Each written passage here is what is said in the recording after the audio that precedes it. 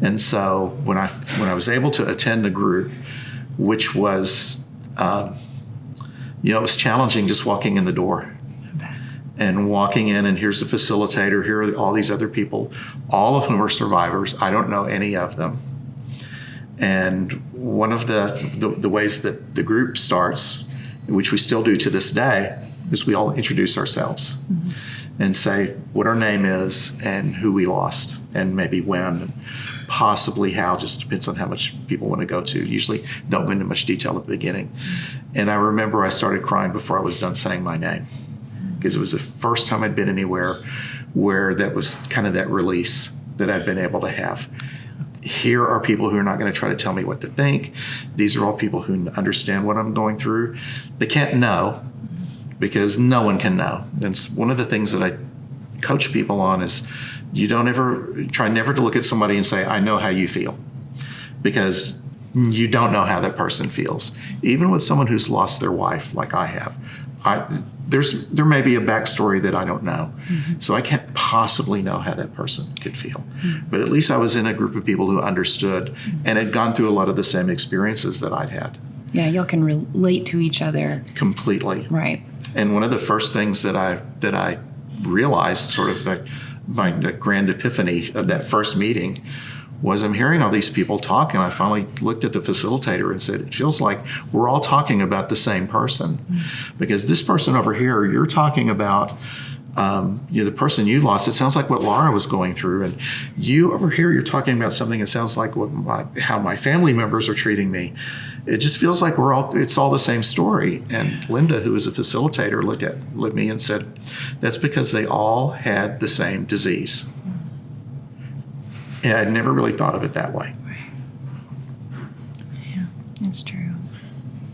Can you tell me, are there certain, knowing what you do now and being in this group and hearing some commonalities that you hear about in every single person that's talking about that person that they lost, are there some commonalities that you can say right now that these are or could possibly be signs, or just to be with your friend a little more if you hear them saying these things? Are there certain,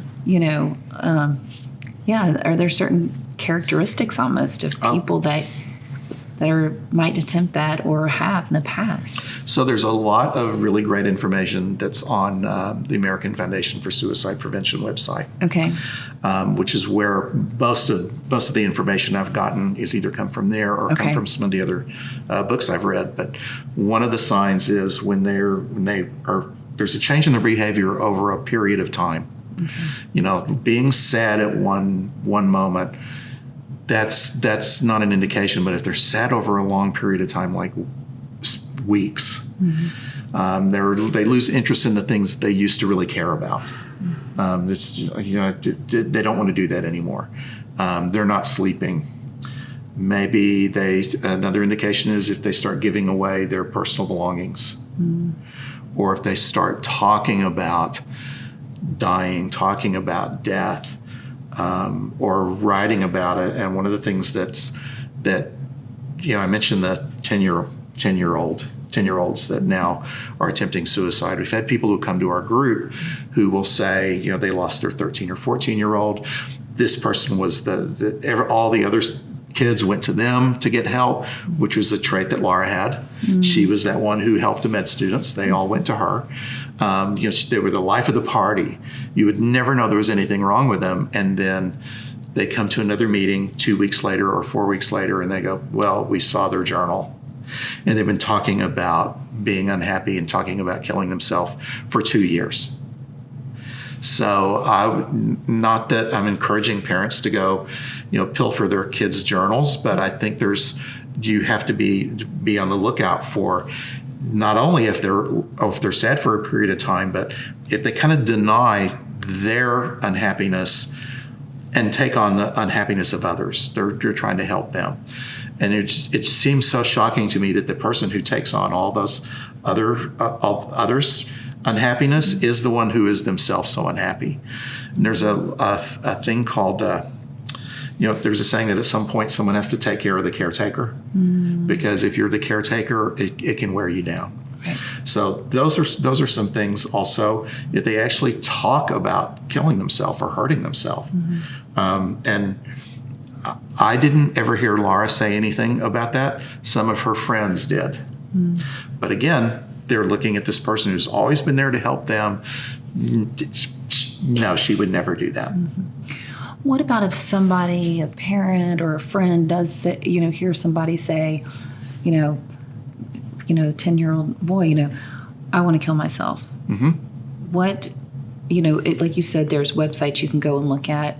Is there something within your group that people have said, oh, now I know, like once that was said, I should do this or that? Is it, do you put them in therapy or, is there, can you speak on behalf of that? Sure. And I had another student that I'll spare you the whole story because it would take up the entire time, but where we were on a trip and this young man said something that I recognize as he's in danger.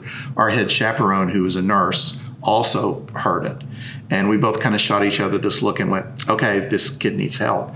And so I was able to get with his parents to say, you need to get your child in to see a doctor and you need to do it tomorrow. And so I would encourage, if anyone hears someone say, I'm thinking about killing myself or want to hurt myself, or you see evidence in it, like maybe they're cutting. That's one way that a lot of students express this, is to get them into therapy, get them to a doctor. Maybe start with their primary care doc and then get a reference to either a therapist, possibly a psychiatrist. The primary care doc can provide medication or can write a script for medication if they think that's the necessary thing. It may or may not be. Okay. But at least to get them into where they're in a safe space where they can talk with someone. And depending on the relationship with the parent and the child, that would be a good place to start too, is to go, okay, this is happening. Tell me what's going on. You know that you can tell me. Yeah. And that's really the biggest thing, is to get them the help that they need. And then for some older people, if it's maybe a friend who says that to you, is to not only insist that they go to the doctor, but offer to go with them.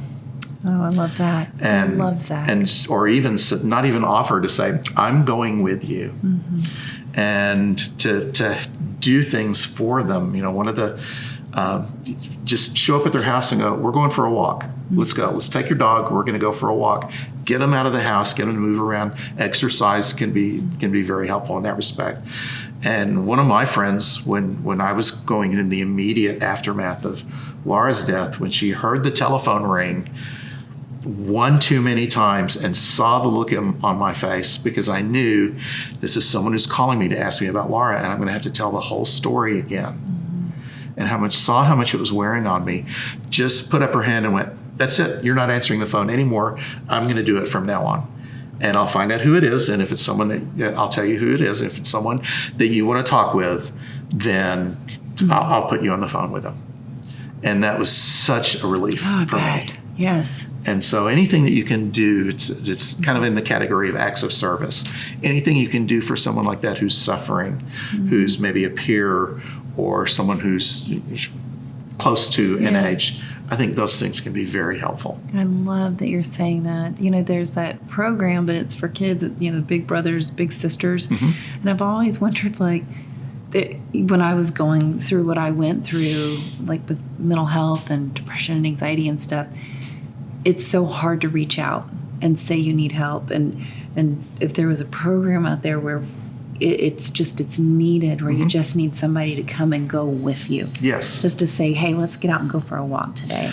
Right. And I love that you had that, and I love that you're suggesting that to people, because it's not even that you may need to talk about everything extensively. It just may be that they need that body, that your body there with them. Right. Just being there. And I mentioned about the survivor group that I facilitate, and how you're in a room with all these people who are going through the same thing that you are. And so what's the other thing that makes it hard for people to ask for help if they're not in a group like that is you have so many people telling you, well, just ask me if there's anything you need. So many people do that, and you think, okay, which one of you am I going to ask and risk making the other mad at me because I didn't ask you? And then you don't really know what you need. You know, one of the things that I found so interesting was, and again, this came from Joan Didion's book, when she talked about losing her husband through natural causes, but losing her husband after 40 years of marriage, and talked about how did people instinctively know what you needed when you're suffering? How did people know to bring food over to the house? And how did people know? So I got the source material, which was, of all things, Emily Post's Book of Manners, which maybe most of your listeners on this podcast may never have heard of her, but it's sort of the predecessor to Miss Manners and Carolyn Hax.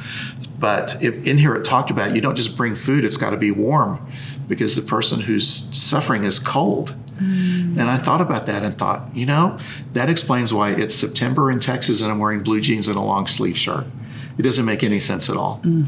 But just that idea of you don't just say, hey, if you need anything, I'm here. It's, okay, I'm going to do this. Right. Here, I brought dinner.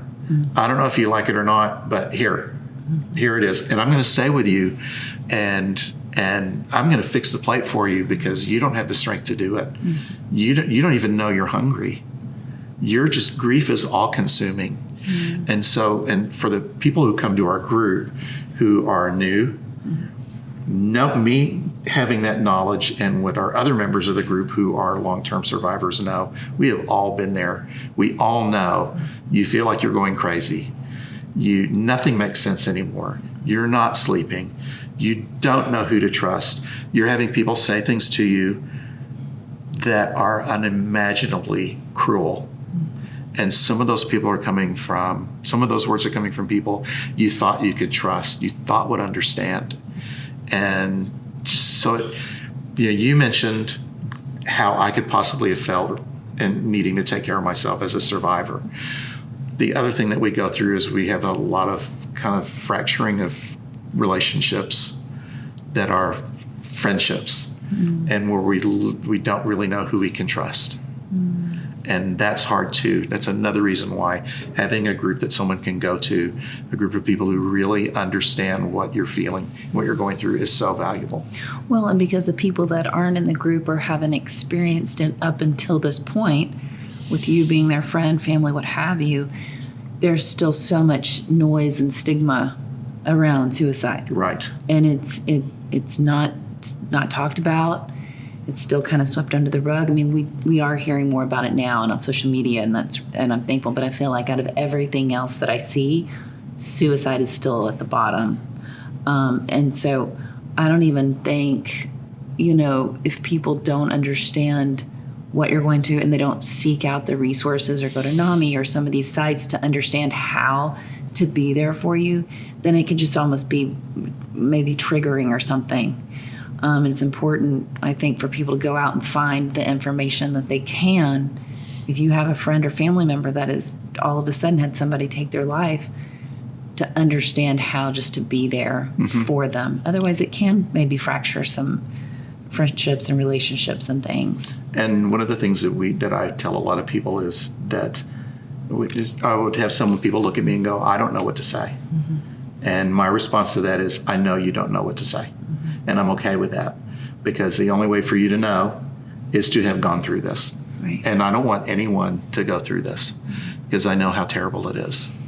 And so it's the ones who will try to say something, it's like, they're in a better place now. That's sort of a common one. And I just want to go, no, that's I want them here. I want them here now. I don't like this.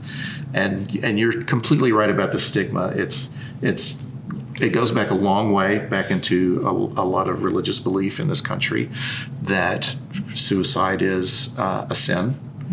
That was kind of perpetuated, started by some folks back in the day.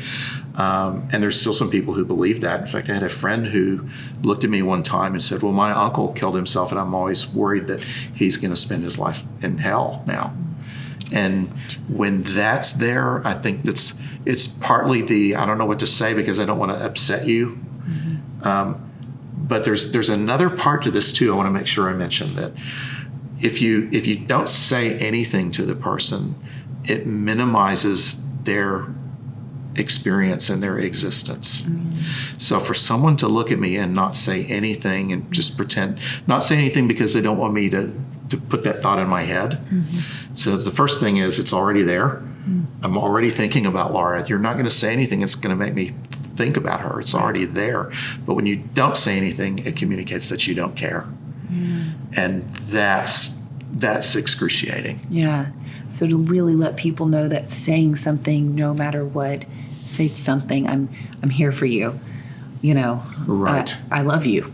Exactly. I care about you. Yeah. I love you. And even about Laura, like, what a lovely woman, you know, to still celebrate her. Right. You know, because they took their life and they died in a way that is uncomfortable for people, doesn't mean we can't celebrate her life, Right. and who she was. And none of us want to think about the person we lost and make a judgment about them by the last thing they did. Yes, no. Especially something, again, as irrational as this appears to us. Yeah. To them, it wasn't irrational. To them, it was maybe not the right thing to do, but it could have been the only way that they could see. Well, and if you think about it, in times we've all been through pain, we've all felt pain, we know what that's like, we've all been through hard moments in life. Imagine how much pain they must have been in to actually do that. Right. And, you know, one of the things that, you know, I've heard people say is the easy way out. No, it's not. It's the hardest way you could possibly imagine to have to leave.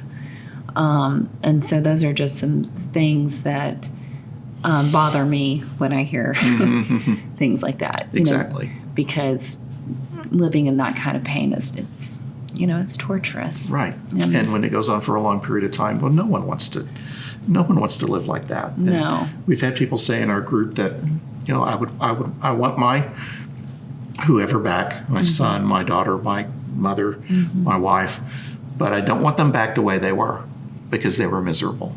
Right, and that's where we need people to keep talking about this, to let people know that there are ways to get help and to live a more joyful and free life, freedom from your mind. It just takes work. And instead of living in it for 10 years, get help and get help every day for 3 years. Right. You Right. know, that can change your entire life, and you can be free and live that life, because there's so much help out there Right. today. And people who are so much more knowledgeable than they have been. I mentioned the 2 students I lost. The first one was in 1988. And we just didn't know anything about what our students were going through and how this is going to affect them, because we were caught up in it too. We were unhappy. And when I look back at that time and compare it to now, you know, I knew about the Suicide and Crisis Center only because someone told me about it. But now we have AFSP, American Foundation for Suicide Prevention. There's a study of it called Suicidology that was there. That wasn't there even 10 years ago. Well, yeah, 10 years ago now, but when we lost our students.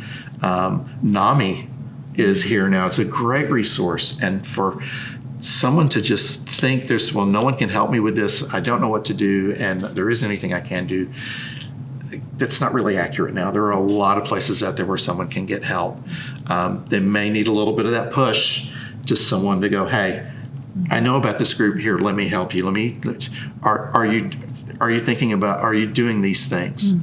How are you doing on getting sleep? How are you doing on nutrition? Are you staying hydrated? Are you getting any exercise? What are the ways you're getting some of these thoughts out of your head? Yes, and you know, one of the things I was talking to someone about earlier is that there are so many people that are, you know, influencers in the limelight now that are talking about mental health more than ever. If there's somebody you think your friend or you relate to that's a sports figure or an actor or whoever, look that up and look at and see what they're doing. I mean, I think it can be a really, especially for younger people, you know, to have somebody that they think is, you know, so cool or whatever, say, oh, wow, they've been through that and they go to therapy too, just to kind of maybe help people understand now that it's accepted more.